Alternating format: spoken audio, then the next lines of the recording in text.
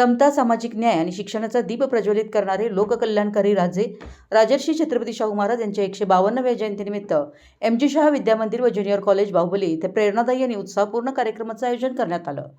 विद्यार्थ्यांनी शाहू महाराजांचे विचार कृतीतून साकारत त्यांच्या कार्याला भावपूर्ण अभिवादन केलं।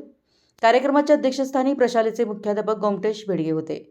शाहू महाराजांच्या वेशभूषेत सजलेले विद्यार्थी स्वयं तोरसकर यांचं अश्वारूढ स्वरूपात सवाद्य मिरवणुकीनं आगमन होताच संपूर्ण परिसरात उत्साहाचं आणि अभिमानाचं वातावरण निर्माण झालं। कार्यक्रमाची सुरुवात मान्यवरांच्या हस्ते प्रतिमा पूजन व दीप प्रज्वलनानं झाली। अध्यापक प्रमोद पाटील यांनी उपस्थितांचं स्वागत करून प्रास्ताविकातून राजर्षी शाहू महाराजांच्या महान कार्याचा परिचय करून दिला। विद्यार्थ्यांनी पूर्वा नरबळ हिने आपल्या मनोगतातून शाहू महाराजांच्या जीवन कार्याचा प्रभावी आढावा घेतला। अध्यापिका जिनमती नांदणे यांनी सामाजिक न्याय, समता, वेदोक्त प्रकरण, ब्राह्मणेतर चळवळ, बहुजन समाजासाठी 50% आरक्षण, सक्तीचं मोफत शिक्षण, स्त्री शिक्षण आणि लोककल्याणकारी कार्य या ऐतिहासिक योगदानाचं सविस्तर विवेचन करत त्यांच्या विचारांची आजच्या काळातील आवश्यकता अधोरेखित केली।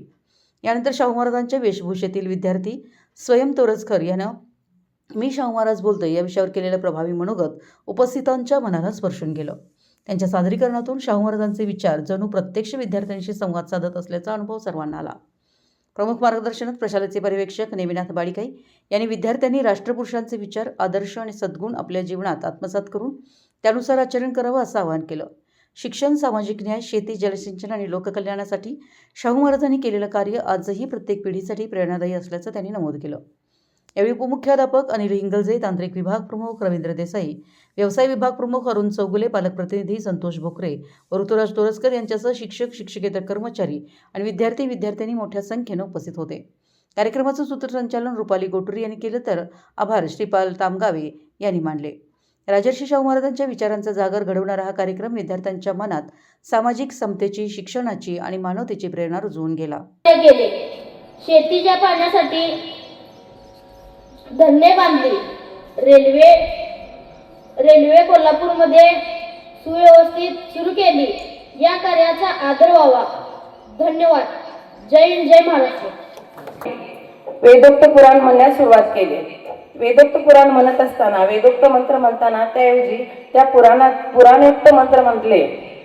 वेदोक्त पुराण आणि पुराणोक्त पुराण मंत्र। वेदोक्त पुराण भटजींचं काय म्हणणं होतं? महाराज शूद्र आहेत, त्यांना वेदाचा अधिकार नाही म्हणणे। महाराज कसे आहेत? शूद्र आहेत, त्यांना वेदाचा अधिकार नाही। हा केवळ महाराजांचा अपमान नाही तर धार्मिक विषमतेची ती झलक होती। या प्रकरणामुळे राजर्षी शाहू महाराजांनी ठरवले, जोपर्यंत धार्मिक गुलामगिरी नष्ट